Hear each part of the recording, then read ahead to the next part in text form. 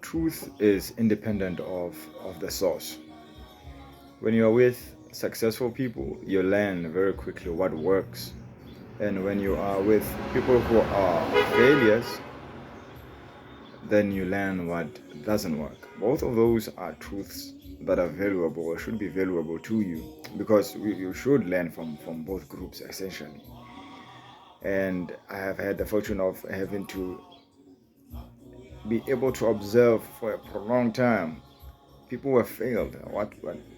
What's the issue? And trust me, this, as it is the case that whenever you're trying to do something else, something new, something that you don't know, you're gonna fail more than you succeed, right? You only need like once or twice success sessions, and then you are in the upper echelon. And then failures are gonna happen frequently more than successes.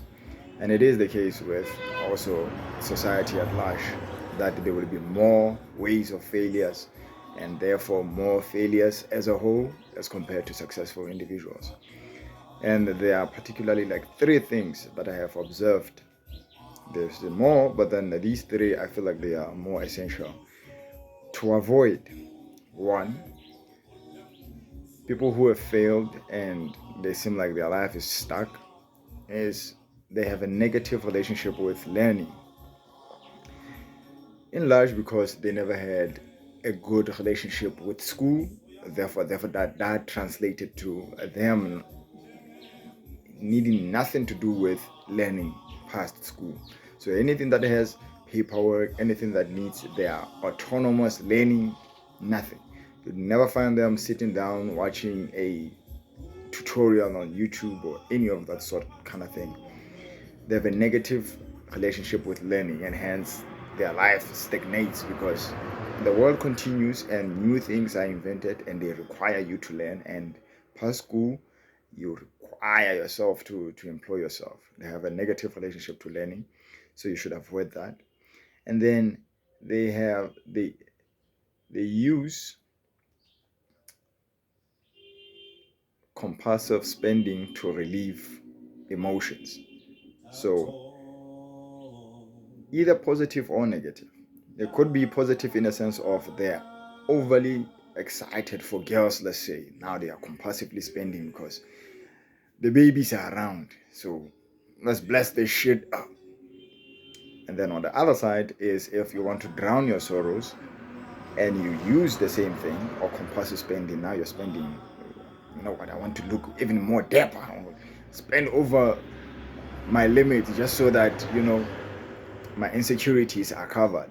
Or, you know what, someone hurt me. No, fuck it. Let me go to some tavern or some club somewhere. Let's bless it up so that I forget about that experience.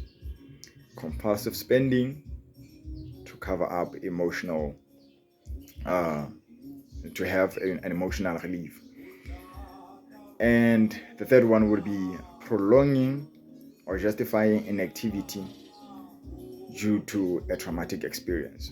So if, let's say, I break up with you, given that you're a girl, and then you're like, you know what, I'm gonna wait for Lucky to apologize to me because he owes me that apology. Apart from that, I'm just gonna be wallowing in my sorrow here at the house. I'm not gonna pursue my ambition, or I'm gonna put a little bit teeny tiny of it until I get my justice from this guy. Unfortunately, even if you do get your justice comes very slowly in any form. It comes very slowly for the person to recognize what they did, and for them to admit that they did that, and then apologize in a justifiable manner to you, or do something for themselves. Or if you have to take them to something, and then that thing has to come, like judgment call takes a long time. And if you are to wait for justice before you can get back to the world and move as you did move before, you're wasting an awful lot of time.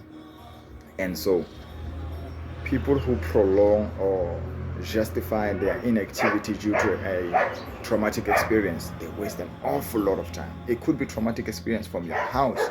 My mom doesn't like me, therefore I don't want to go to school. Terrible mistake. My father doesn't want to support my business, therefore I'm leaving business as a whole. terrible decision. So those three things: negative relationship to learning, emotional relief through compulsive spending, and prolonging or justifying inactivity or low ambitions due to a traumatic experience. They are truths that I have learned from unsuccessful people, or failures rather, that this is not what you want to do if you want to succeed. It's easy for us, obviously, to learn from people who have succeeded that this is what you do to succeed. But then we also have to guard ourselves against the negative side of things, because they are coming to us. And you have to know, what? This I have to avoid. Even if I don't have the success yet, this will lead me into more terrible circumstances. God gave you permission to be here. Make it good. Make it better.